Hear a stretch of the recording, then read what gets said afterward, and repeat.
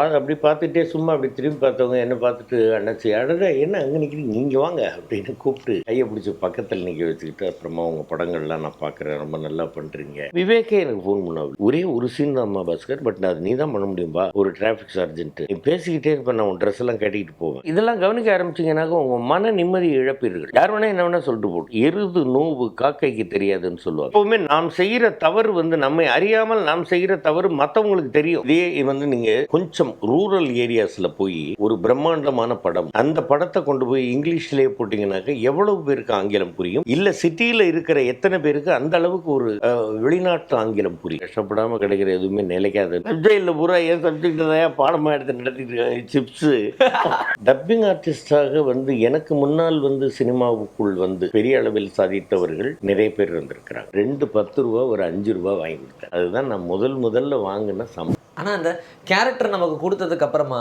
நாம எந்த அளவுக்கு அதில் டெடிகேட்டிவாக இருக்குன்றது தான் நம்ம கேரக்டரை பேசுவோம் இல்லைங்களா? இருக்கணும் அப்படிங்கிறது தானே உண்மை.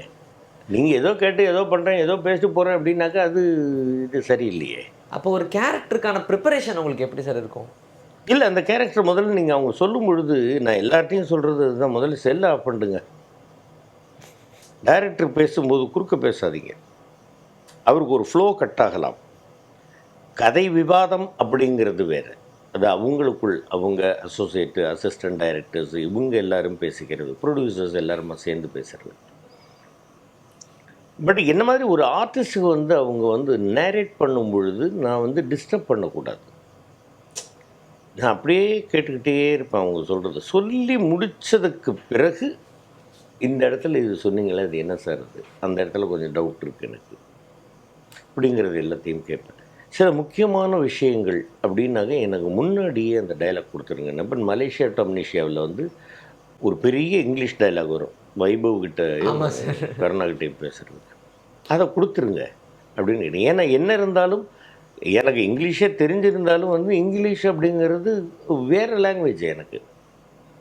நான் அதில் கிராமர் மிஸ்டேக்ஸ் வந்துடக்கூடாது, அது கரெக்டாக இருக்கணும். அதே மாதிரி இப்போ ஒரு படத்தில் எங்கே கொஞ்சம் கண்டினியூஸ் இங்கிலீஷ் பேசுகிற மாதிரி பேசியிருக்கேன். இது எல்லாம் டைலாகும் எனக்கு வேணும் அப்படின்னு முன்னாடியே நம்ம வாங்கிக்கணும். கஷ்டமாக இருந்தது இதுக்காக நான் அங்கே பார்த்துக்குவேன், நீங்கள் சொல்லுங்கள், நீங்கள் ப்ராம்ப்டிங் பண்ணுங்கள், நான் பண்ணுறேன் அப்படின்றதெல்லாம் நான் பண்ண மாட்டேன்.